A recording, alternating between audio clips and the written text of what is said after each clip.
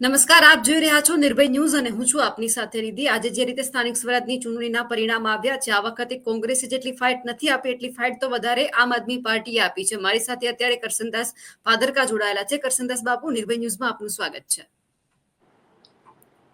ક્યાંક એવું લાગતું હતું કે ગુજરાતમાં ગઠબંધનની વાત હતી, પણ ગઠબંધન ના થયું। એકલા હાથે તમે ચૂંટણી લડી અને ક્યાંક સાબિત કરીને બતાવ્યું કે ના, આમ આદમી પાર્ટી સક્ષમ છે। શું કહેવા માંગો છો? जी, थोड़ा थोड़ा प्यार हुआ है, बात शादी तक जाएगी।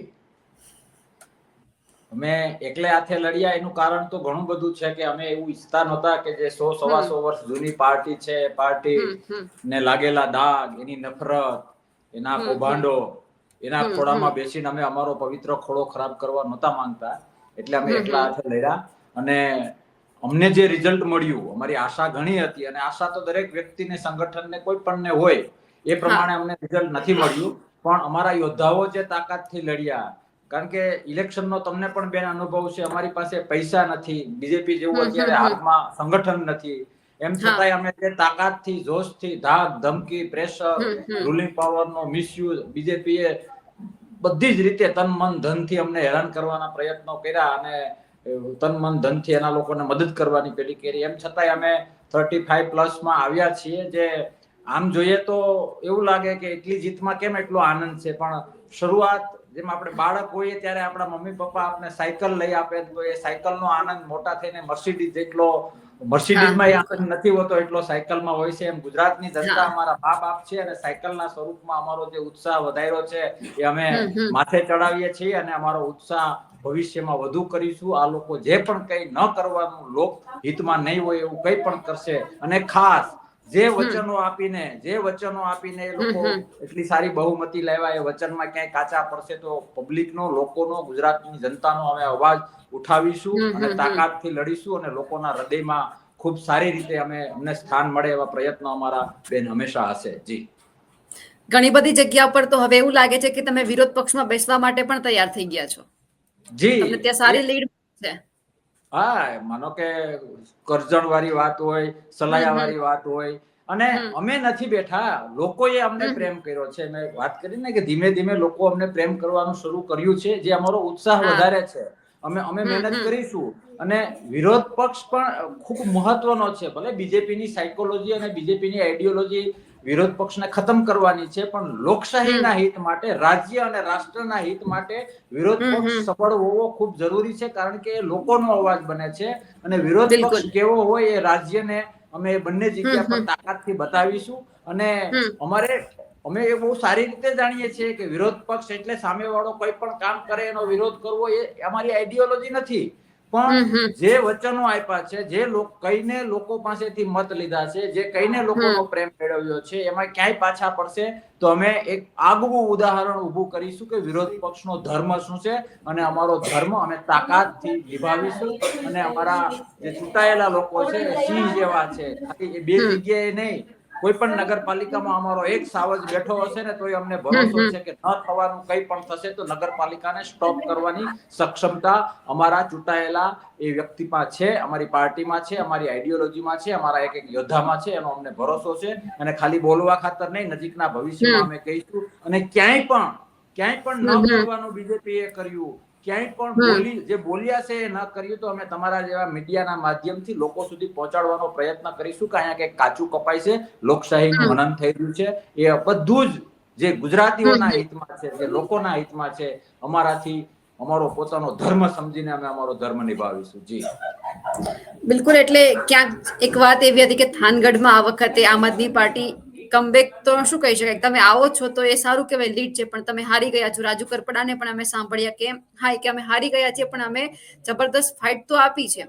કેમ જી, શરૂઆતમાં ભાજપમાં પણ ડખો જોવા મળ્યો હતો, ઘણી બધી જગ્યા પર ભાજપમાંથી ઘણા બધા કાર્યકર્તાઓ એવા હતા કે જે કરજણની તમે વાત કરી તો વડોદરામાં ક્યાંક એમાં જોડાયા પણ હતા, એટલે ક્યાંક ફાયદો થયો છે। જી, દેડિયાપાડામાં પણ આમ આદમી પાર્ટી આવી છે, પણ સવાલ અહીંયા એ છે કે આદિવાસી વિસ્તારની મારે વાત કરવી છે। જી, લોકોએ ભાજપ, કોંગ્રેસ કે આમ આદમી પાર્ટીમાં મત નથી આપ્યા, પરંતુ અપક્ષ ઉમેદવારને ચૂંટ્યા છે। એમનું કારણ શું હોઈ શકે છે?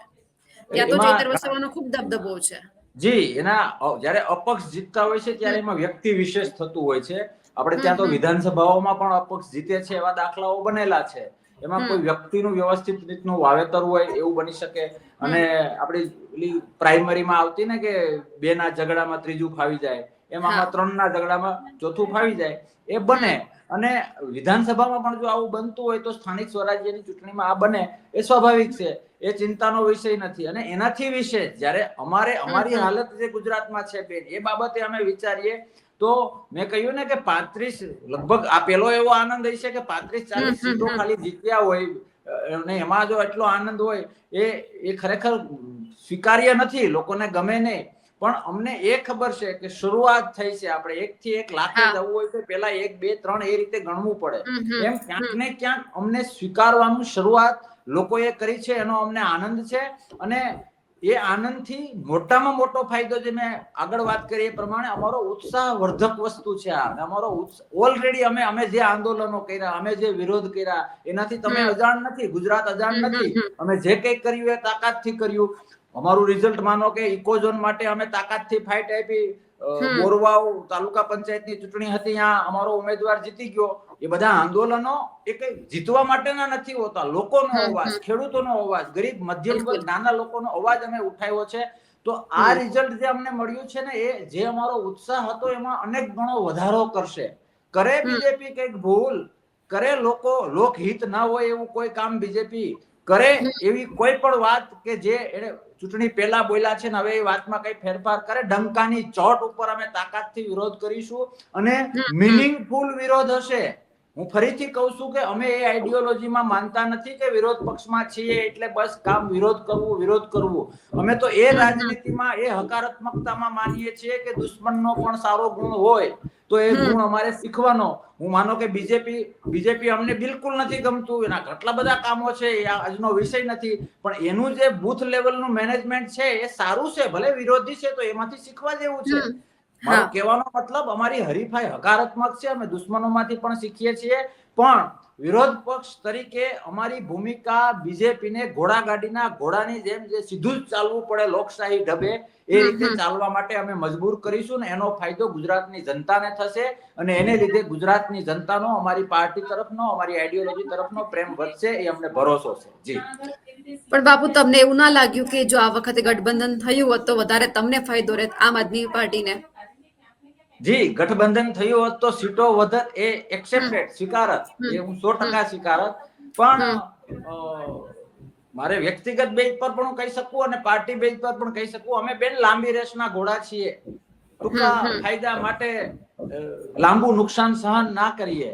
તમારે ને મારે માનો કે કોઈ પાર્ટનરશિપમાં રિદ્ધિબેન કઈક ધંધો કરવો છે અથવા તો કોઈ પ્રોજેક્ટ કરવો છે, તો પાર્ટનરશિપમાં શું હોય, થોડુંક તમે કહો, થોડુંક હું કહું, 50% મારું માને, 50% તમારું માને.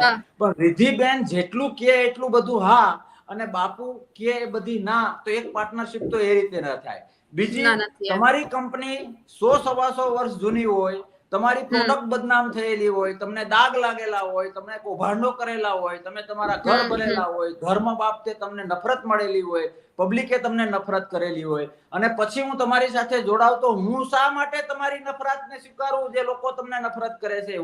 અમે શા માટે કોંગ્રેસને એ રીતે સ્વીકારીએ કે કોંગ્રેસને લોકો કઈ બાબતે નફરત કરે છે એના ઉપર તો આખો સેમિનાર રાખવો પડે? એટલે ટૂંકા ગાળામાં કદાચ જે મતનું વિભાજન થયું એ વિભાજન ન થાય અને થોડીક સીટો વધત, એવું 100% એક્સેપ્ટેડ.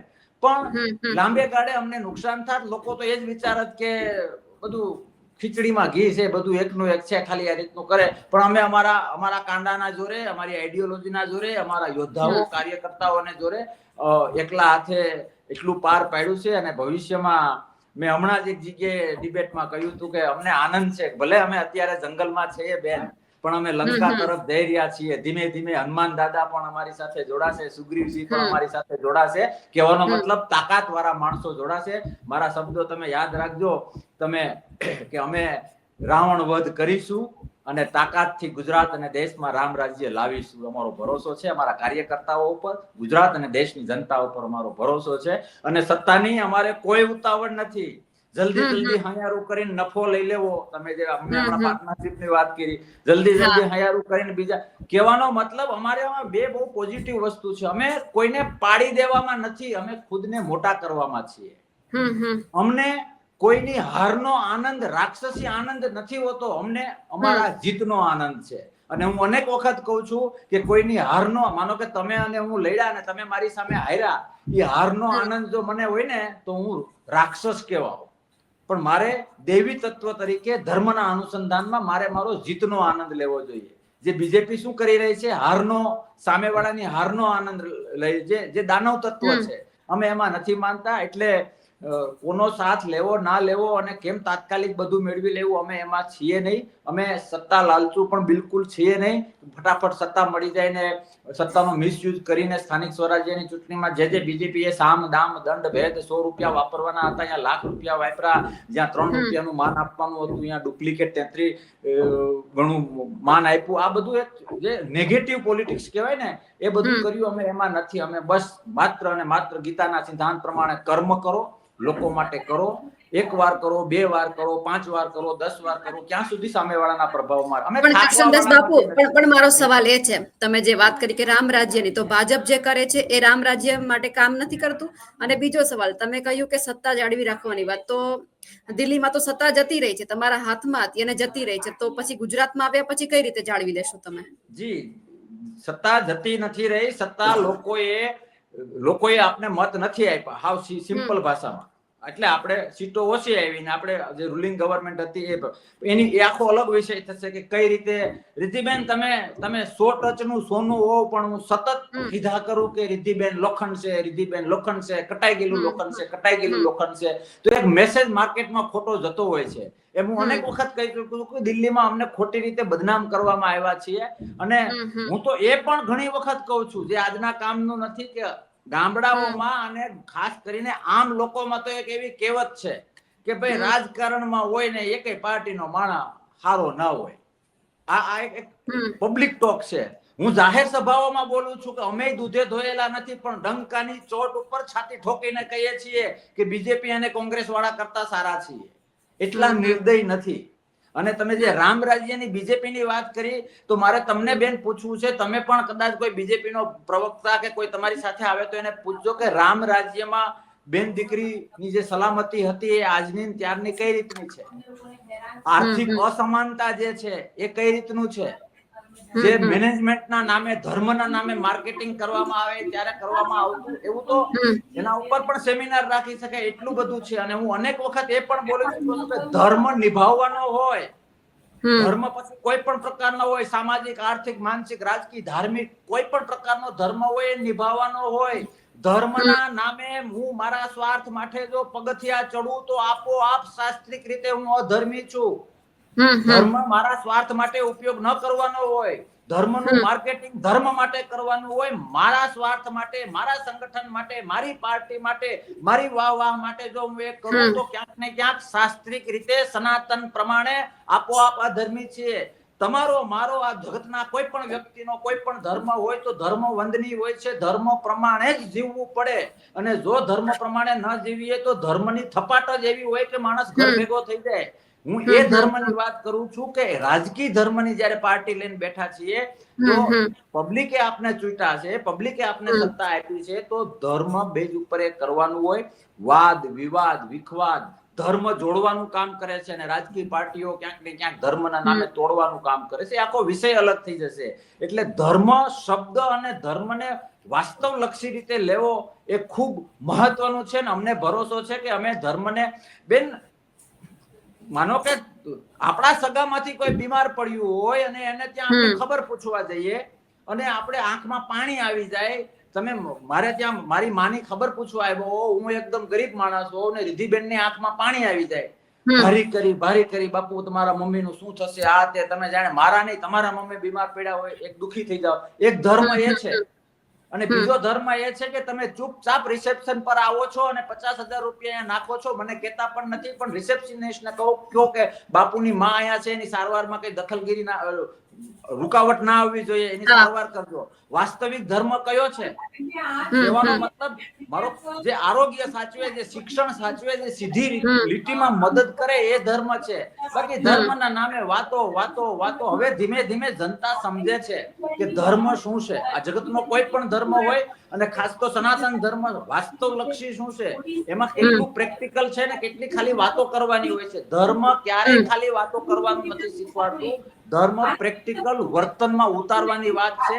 એ વર્તન વ્યક્તિગત હોય, સરકાર ચલાવવાનું હોય, ચૂંટણીનું હોય કે પરિણામોનું હોય. અમને ગૌરવ છે, અમે વાસ્તવિક ધર્મને સમજીએ છીએ અને એનાથી વિશેષ આનંદ અમને એ છે કે અમારી એ બાબત ગુજરાતી લોકો ધીમે ધીમે ધીમે સમજી રહ્યા છે.